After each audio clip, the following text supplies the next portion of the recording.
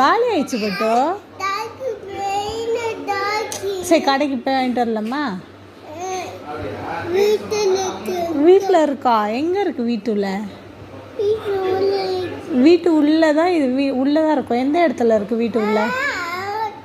சரி வா கடைக்கு போகலாம். கடையில் தான் இருக்குது. கடையில் தான் இருக்கு. வீட்டில் இருக்கா? எங்கே இருக்குது சொல்லு அம்மாவுக்கு. ஃப்ரிட்ஜில் இருக்கா? சரி வா அம்மா கூட்டிகிட்டு போறியா ஃப்ரிட்ஜுக்கு?